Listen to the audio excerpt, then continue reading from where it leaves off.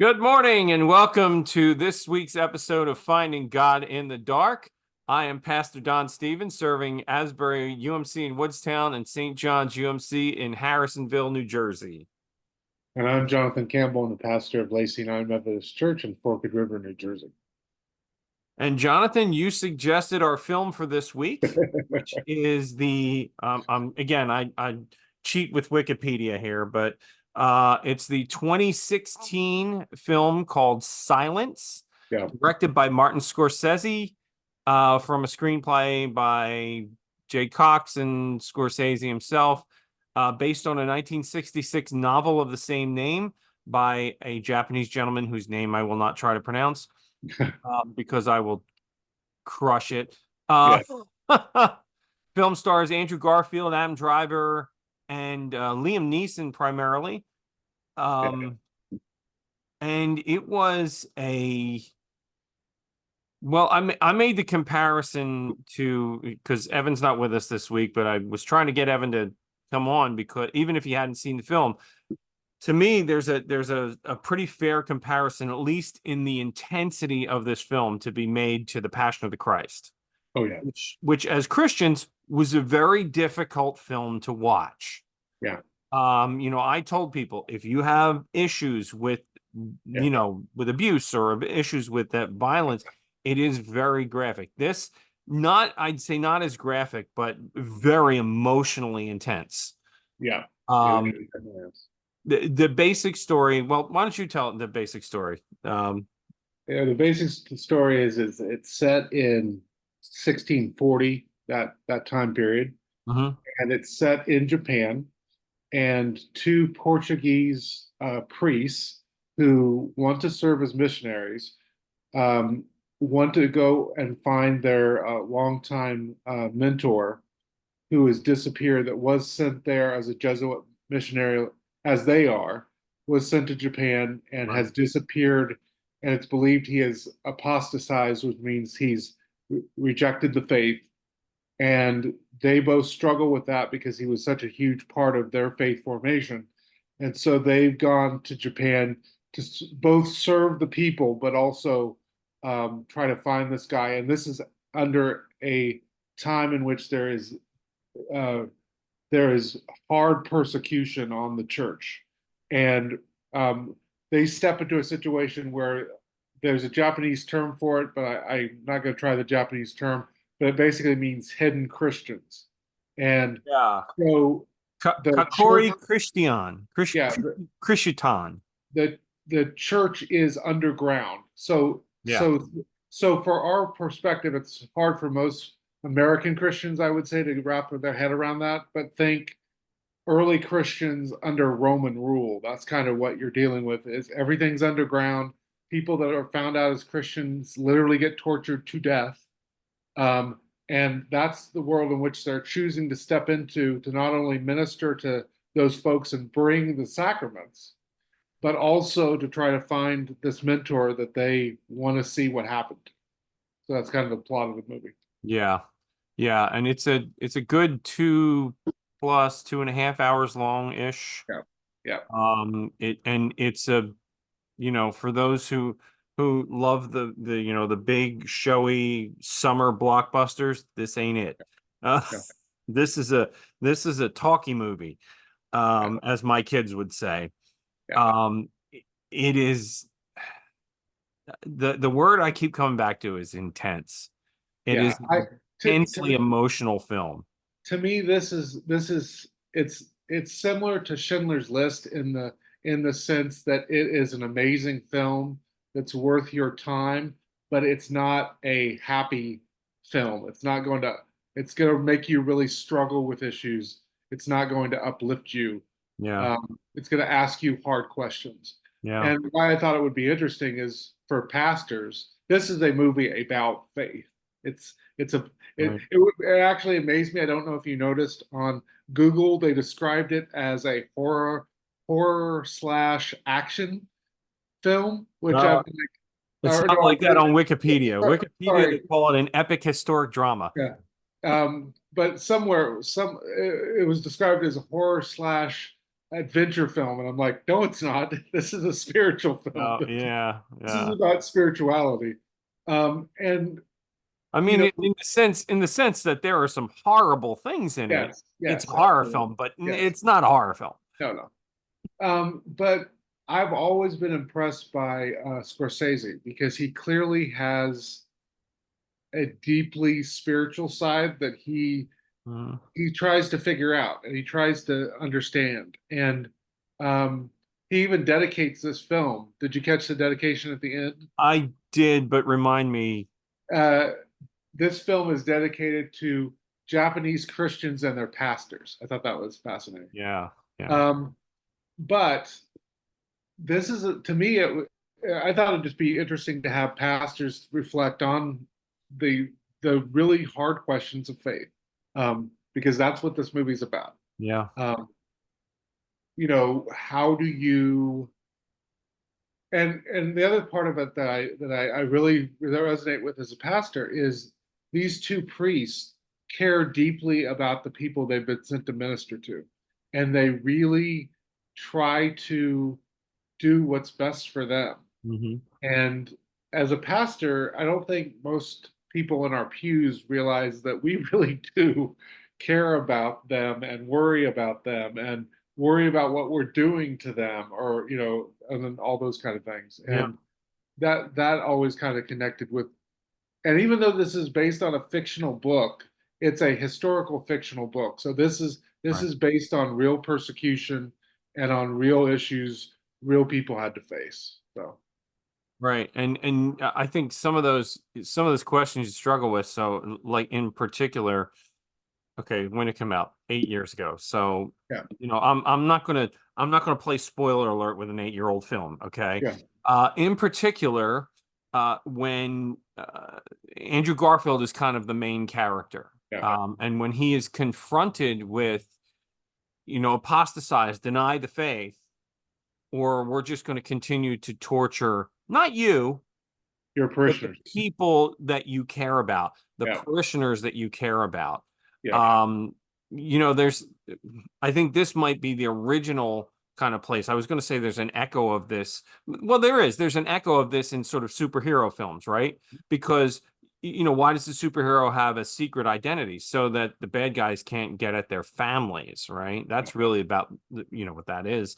Mhm. And this is that it's an echo of this kind of thing. Yeah, If it was just him, if they were just torturing him, he could take it. And you'd seen that early on in the film yeah, where they were just torturing and torturing and torturing these priests that had come there. yeah, And none, they would not deny the faith, and they took all this, they were pouring boiling water on them and things like that.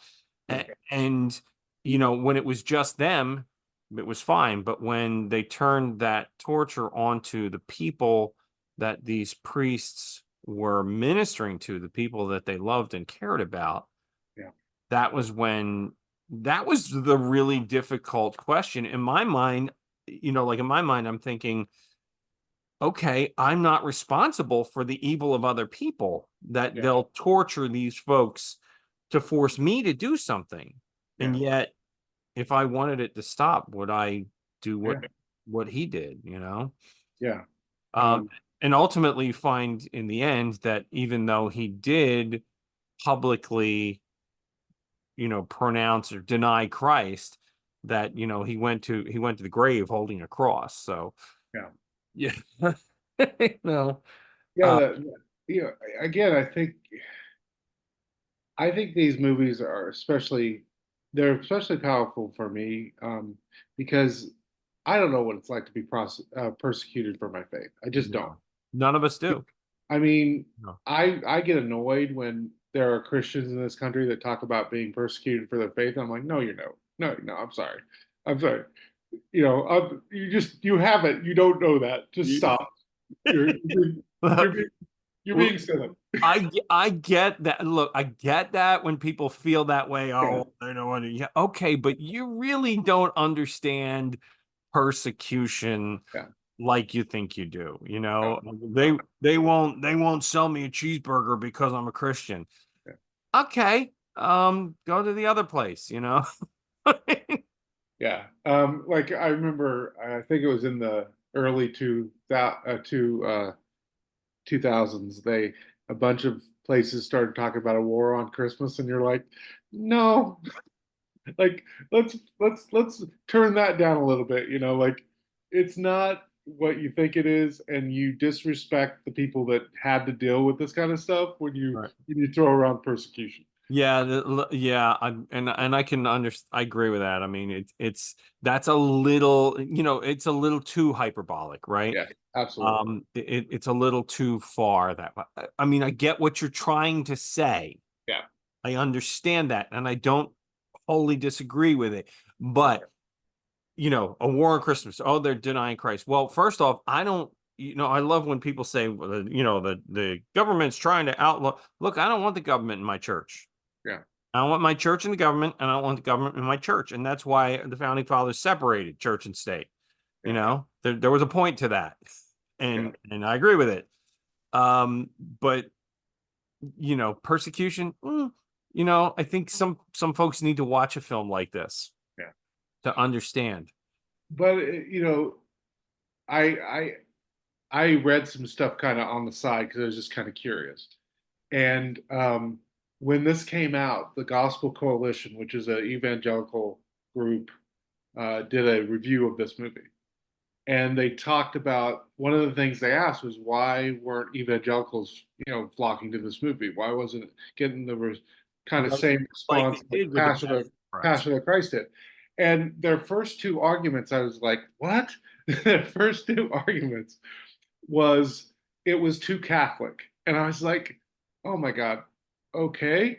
But their second argument was that the best Christian in the movie was the worst Christian, was the guy who kept turning uh kind of kind of Ichiro, I think was his yeah, name. Yeah, you're right, Ichiro or something close to that. That he kept denying the faith, and then he would come to the priest and ask for confession and Mhm. to be forgiven, and then he would do the same thing over and over again. He did it like three or four times in the movie. Right. And this article was arguing, well, that's how Christians really are. We're people that we're constantly of need of grace, and he is the only one that really understands that.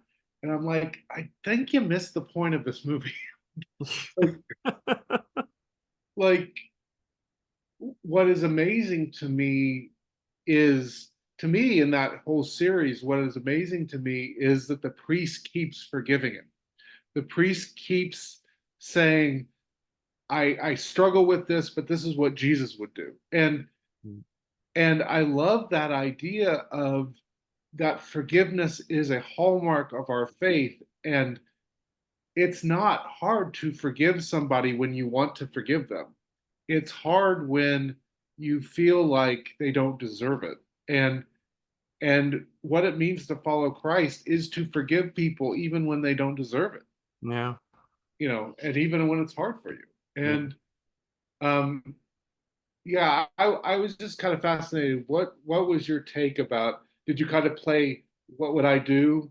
Because I kept catching myself in that. What would Yeah. I do? I did a lot. Yeah. Like how, would I, to try to save these people, turn myself over, But even when they caught him, when the two separated, so Adam Driver and Andrew Garfield separated, right? Yeah, But then they come back, and Driver apparently was ministering to another village, yeah. and then they find all the Christians in that village, and it was a horrible scene. They're wrapping them up in these bamboo mats and dumping them in the ocean, Ocean.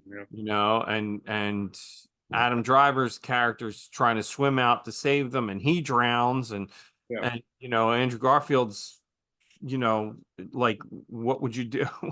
yeah, Yeah, what would you do? It's hard, it's hard to put ourselves, I think, in those hypotheticals, particularly when it comes to our faith, because we haven't been, like you said, we have not been in those kinds of situations, certainly not in any intensive way, you know like if somebody doesn't like you because you're a Christian, that's not persecution. yeah. that's just okay. Well, okay. I don't know what to tell you. What I really would encourage people to do, there's quite a few websites you can find listings of countries where Christians are persecuted, Yeah. that have governmental structures really pushing down on them from living out their faith. Hmm. I'd encourage you to write down those countries and pray for folks there, because that's part of what we're called to do. Yeah. We're part of the body of Christ, and those folks are being hurt, and so we should care about it, and we should Real, know I about mean, and real genuine persecution, like it.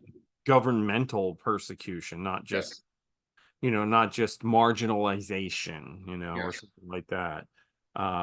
Just real places where it's literally illegal to be a Christian. yeah. You know. Um, I was thinking about. Let me pull up some of the things that like I wrote down.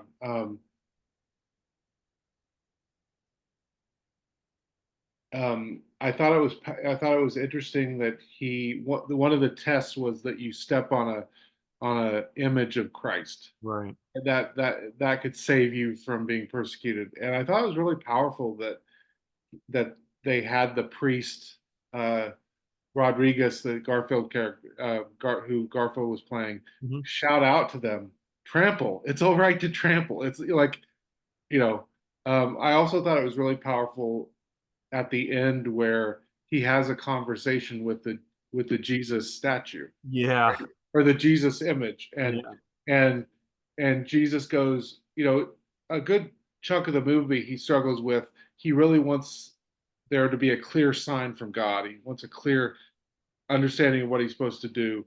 And what I thought was fascinating was that the screenplay has Jesus say, "I was never silent. I was here with you all the time. I was going through this, you know, and it's okay for you to step on me. I want you to step on me because that's the point of who I am. Yeah. I take the abuse Right. and transform it." Right. Uh, which I think is I just thought that was a beautiful way of understanding Christianity, was this idea that Christ suffers with us. It isn't about Christ did something long ago, but that Christ wanted to, God wanted to understand and be united with us, not only in our joy, but in our suffering. Yeah. And that reminds me of something that my first semester church history seminary professor said. Now he was Presbyterian. I went to a Baptist seminary. I'm Methodist. Okay, so you got the whole context of that. Yeah. But he said sometimes I believe that the Catholics got it right by leaving Christ on the cross because he still suffers. Yeah, I've often thought that it would be really powerful to have an artist develop something that you could put on your cross during Good Friday, so that people could experience that. Because I agree with you that Yeah. there are especially moments where we need to recognize that Jesus was on a cross, and we need to struggle with that and sit with that. We've kind of sanitized the cross sometimes, haven't we? Just Yeah, I mean, we forget that it literally was a method of governmental persecution yeah, and torture. and I mean, and torture. ever And read how yeah, someone dies in a oh crucifixion? no, It's horrifying. I yeah, mean, I don't want to list it here because I yeah. would like people to not throw up, but it's It's bad. It's it's bad. It's horrible. It's probably one of the worst ways to die. Period. yeah. Um, and yeah, we wear it around our neck. I can't remember the comedian's name, um, but he used to make a joke. He was an atheist, but he made a joke. He goes, "Christians, do you really think Jesus, when he first sees you, is going to want to see a cross around your neck?" Like, and Well, but it's important for us to think about the fact that that image is a beautiful image, but it's only a beautiful image if we really set with what it was. yeah. Yeah, Um, it's a beautiful image because Christ redeemed it in that act. Mhm. but you can't deny that act. I mean, you kind of come to, Easter is maybe the highest holy day in the Christian calendar, right? Yeah. You don't have Easter without Good Friday. I mean, it just Yes. doesn't exist. Well, it's just like the thing that now we as pastors in our current context are struggling with, that we more and more do passion or Palm Passion Sundays because most Christians don't come to Good Friday services anymore. You Right. know, they skip right over it. They go from happy entrance into Jerusalem to the resurrection, and they don't set with the pain and suffering of the week. And Yeah. the whole point of Holy Week is to set with that and to recognize what Christ did for you, and also recognize what many people are still dealing with because they have not experienced the love and grace of God, what you're supposed to bring to them. Yeah. So, and so to hop over Good Friday is to miss the point of our faith in a lot of ways. Yeah. Um, True. That's true.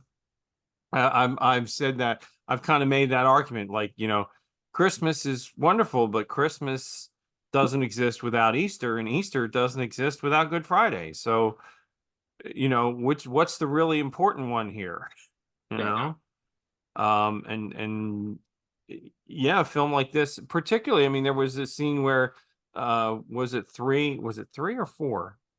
Three of the members of the first village were put on four. crosses in the surf. Was it Yeah, four? yeah, yeah. Yeah. It was, yeah, In the surf until they died. I mean, yeah, until the surf came up and pounded some of them to death. And the one yeah, guy lasted 3 days, 4 days. I don't remember exactly what it was, but yeah. what an awful image, right? Yeah, it's and that and what's powerful is that he mentions a quote. I wish I remembered what church father said it, but early church father said that the blood of the martyrs is the seed of the church. Um, and the Garfield character quotes it in the movie. And then what is powerful, I think, is the cross he has in his hands that he's buried with is basically the size of a seed. Yeah. It's this idea that how the church grew was that people wouldn't give up this seed even in the face of really dire circumstances. Yeah. Yeah, and I mean you see it in the desperation of these villagers when the priests first arrive. Yeah. The absolute hunger for someone to lead them, someone to bring them mass, and Yeah, that's no, to me, at our church, we've actually moved to weekly communion. Did that about a year ago. okay. Um, and this movie reminded me of, I think, the proper attitude Christians should have when they come to the table. Like these people were desperate for someone that could give them Holy Communion, Yeah. could you know, could could could consecrate the elements and give them the real presence of Christ. And like it's amazing to me sometimes how nonchalant we can be about the sacraments sometimes when you think about people that don't have access to them, A little bread. how much it means in their lives. Yeah. Yeah. Yeah. Yeah. Yeah. I mean, there's so many questions, I think, and so many of these ideas that this film kind of pounds on you. When Rodriguez, Andrew Garfield's character, finally meets Ferreira, who's Liam Neeson's character. Yeah. He has apostatized, has become Japanese, is married to a Japanese wife. Yeah. Um, I love the conversation. I thought was really engaging when um, Ferreira is asking him, or telling Rodriguez, like, you didn't give them Christ. You didn't give them faith in God. You gave them faith in you. Yeah. And oh boy, is that, I mean, that can drill down on Oh yeah. some pastors in the church. Some of us, we Yeah. have that tendency. I think we've talked a little about this before. Yeah. It That becomes about tendency us. to let people put us up on a pedestal, Yeah. Please And don't. I love that conversation too. I thought it was really powerful. One of the things that is about the importance of understanding your cultural context and understanding other people's cultural context is it was really powerful. And I'm just assuming this is true because again, this author, it's considered a masterpiece of historical fiction. So I'm just going to buy that this was an accurate element he pulled out. But the first major missionary to Japan was Saint Xavier. He was a Jesuit priest, like these guys were. Hmm. And this guy, the Liam Neeson character in the movie, makes the claim that he asked for the what God was a word for God that he could use, and because he was talking about the Son of God so much, they simply gave him the word for the Son. Right. And so he used to talk about God, he used the word Japanese word for sun, just the sun in the sky. Yeah, not my little kids, right. And so, Liam Neeson's character goes, "Hey, don't you realize for them, they don't really understand what we talk about when we talk about he was raised on the third day? Because they kind of go, the sun comes up every day. What are you Every talking day. about?" Yeah. All right. Yeah, that's fascinating discussion. It really was. It's like, is that the case though? I'm not, because I'm not so sure Yeah. that, maybe that was for him, just he had become jaded, or that was what he rationalized, Yeah. that, did he really believe that that was the case now, or, Yeah. and I think there's a tendency to believe that he didn't really believe what he was telling Rodriguez at that point, Yes. because, at one point he says, "Our Lord," and Yeah. Rodriguez said, "You said our Lord." He Yeah. says, "Did I?" Yeah. So, Yeah. I think too, as people of faith, we probably want to read in, faith into these two people, even though that they've publicly turned away from the faith. right. I do think it is fascinating to recognize that oftentimes our problem talking about faith with people boils down to us not talking about the same thing.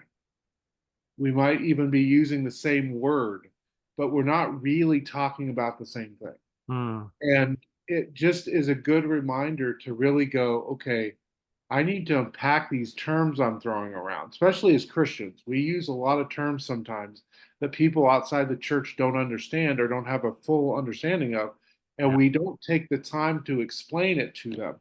And so we have this conversation that we're really talking past each other Yeah. instead of making sure we're on the same page. I think we do that in the church over a lot of things.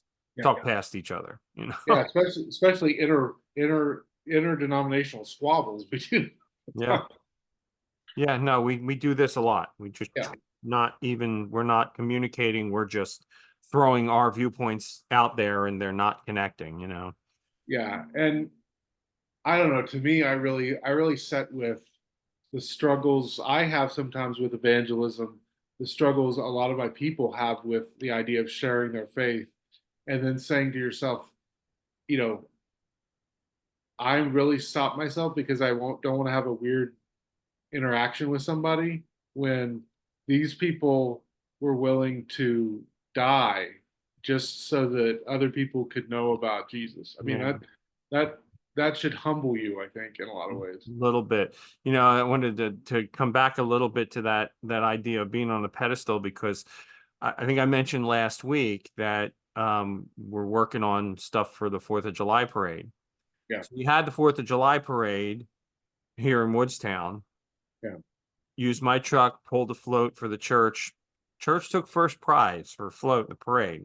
Oh, cool. And the lady who was primarily doing all of the decorating and stuff, she was well, first of all, she didn't even know we were being judged. Mm.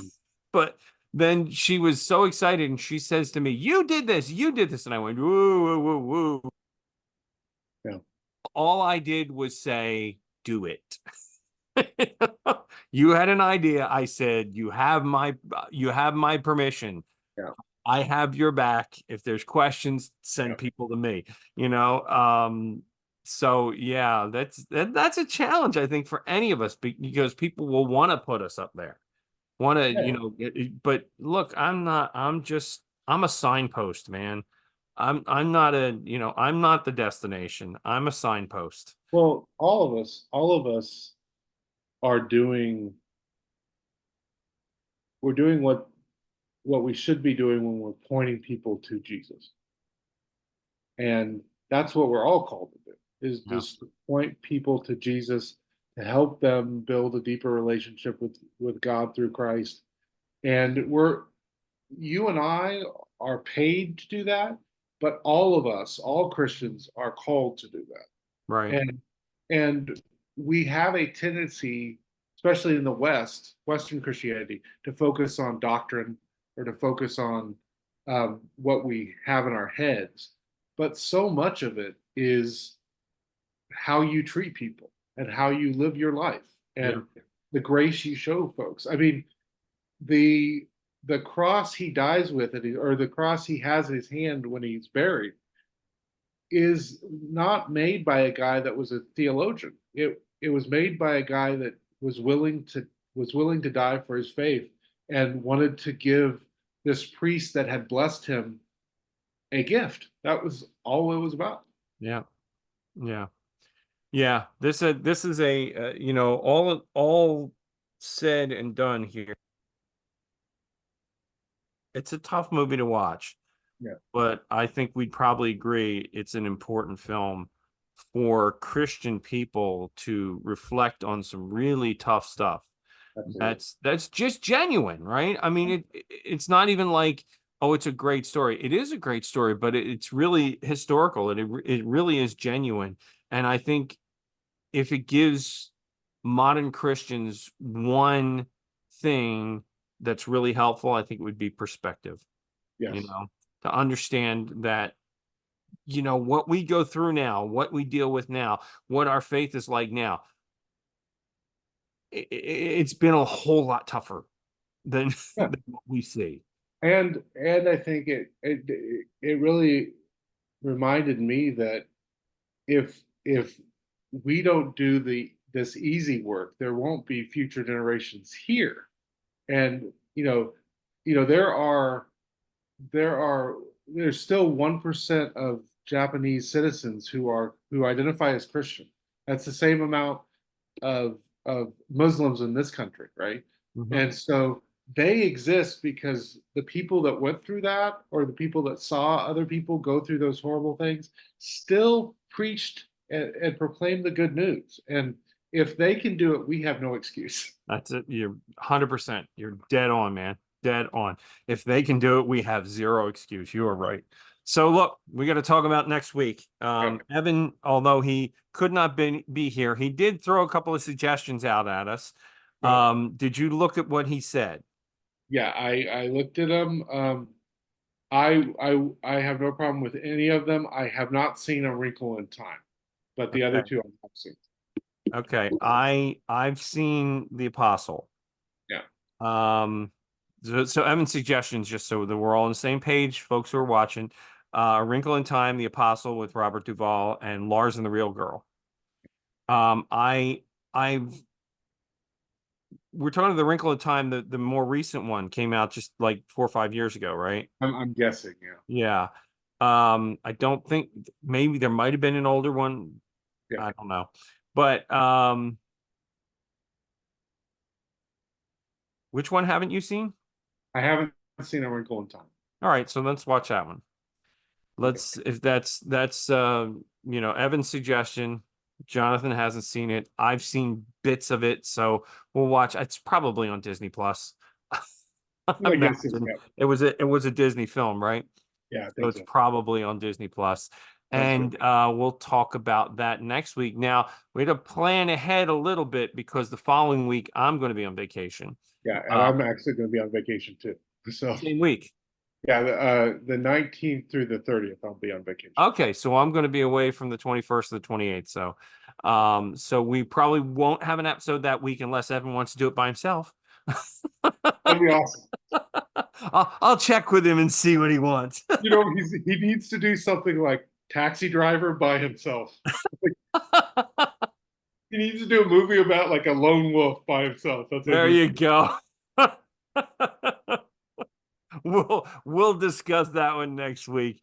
Okay. Jonathan, thank you for suggesting this film, folks. Please do, if you have opportunity, take a couple hours and watch this film. It is definitely Silence uh, by Martin Scorsese. Definitely worth your time. Definitely going to be make you think a little bit about your Christian faith. And gosh, that's what we hope we're doing with this Absolutely. podcast. So until next week, friends, keep on finding God in the dark. We'll see you all next week. Take care and God bless. Bye. Thanks for watching the Finding God in the Dark podcast. If you're enjoying these discussions, please consider hitting the like button down below or subscribing to follow along. We put out weekly episodes on Friday mornings, and we are so glad that you're finding this discussion of theology and film entertaining enough to follow along with us. Take care and God bless, friends.